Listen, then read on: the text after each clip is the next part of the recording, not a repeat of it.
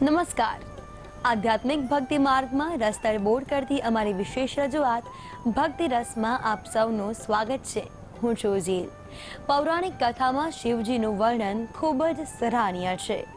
ખાસ કરીને દક્ષ રાજાના બૃહસ્પતિ યજ્ઞ સમયનો પ્રસંગ ખૂબ જ રસપ્રદ છે.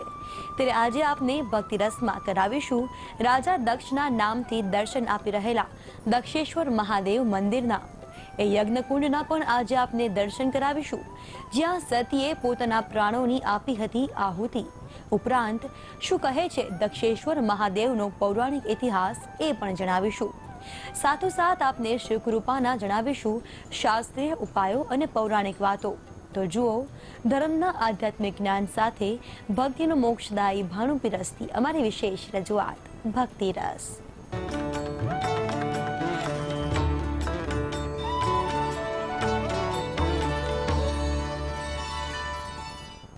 બૃહસ્પતિ દેવની સાથે શિવકૃપા પણ અત્યંત જરૂરી છે.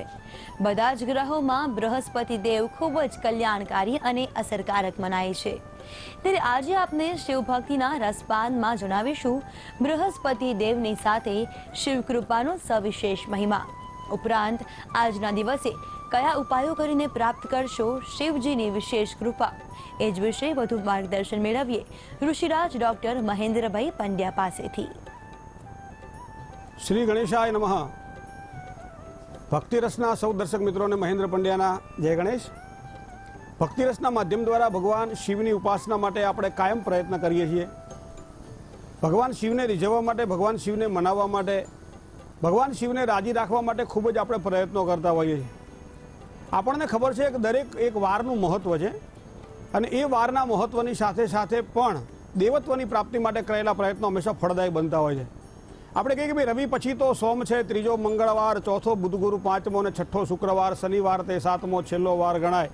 નાનપણથી આપણને સમજાવવામાં આવે છે, પણ આપણને ખબર છે કે રવિવાર એટલે ભગવાન સૂર્યનો વાર, સોમવાર એટલે ભગવાન ચંદ્રનો વાર, મંગળવાર એટલે ભગવાન મંગળનો વાર, બુધવાર એટલે બુધનો વાર, ગુરુવાર એટલે ગુરુનો વાર, શુક્રવાર એટલે શુક્રનો વાર, અને શનિવાર એ ભગવાન શનિનો વાર છે.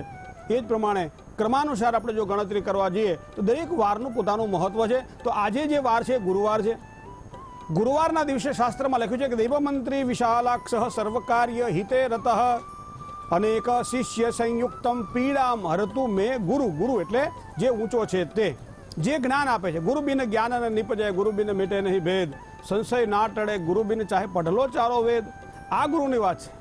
પુષ્પદંતજી મહારાજે મહિમ્ન સ્તોત્રમાં લખ્યું છે કે મહેશાના પરો દેવો મહિમ્નો ના પરાસ્તુતિ અઘોરાના પરો મંત્રો નાસ્તિ તત્વમ ગુરો પરમ. ગુરુ જેવું કોઈ પરમ તત્વ નથી, અને એટલા માટે જ ગુરુવારના દિવસે કરેલા કાર્ય હંમેશા ફળદાયી બનતા હોય છે.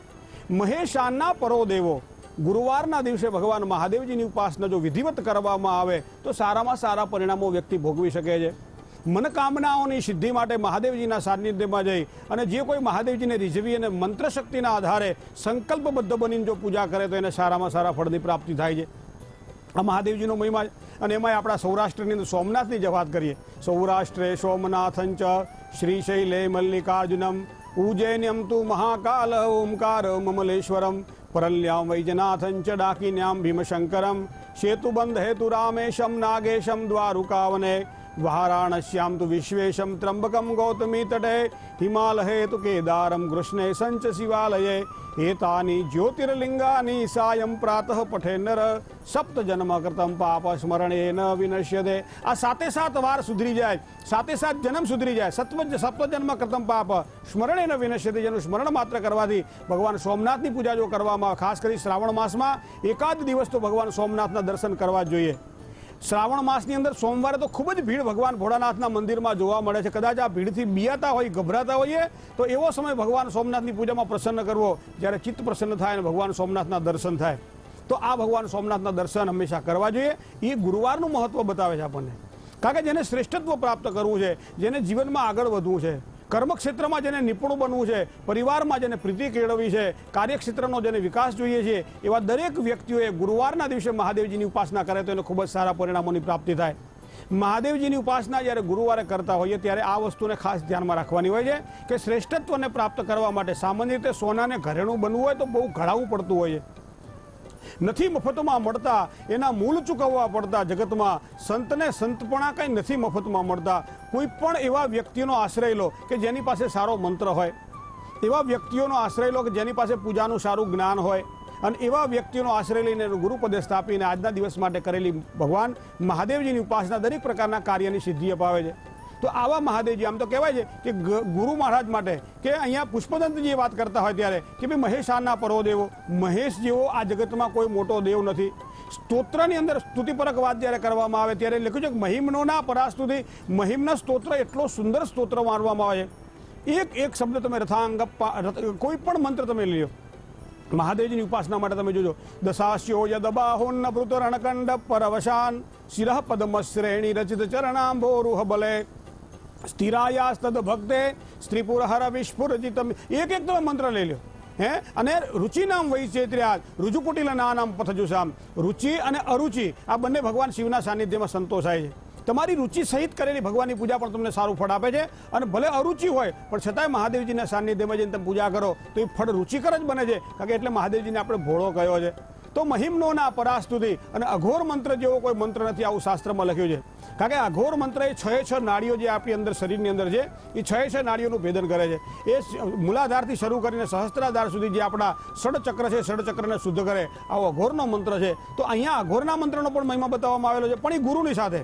ગુરુ જેવો કોઈ જગતમાં પરમ તત્વ નથી, ગુરુ જેવું કોઈ પરમ તેજ નથી. માટે ગુરુના આશ્રયથી મહાદેવજીની ઉપાસના જો ગુરુવારના દિવસે કરવામાં આવે તો ખૂબ જ સારી સફળતાની પ્રાપ્તિ થાય.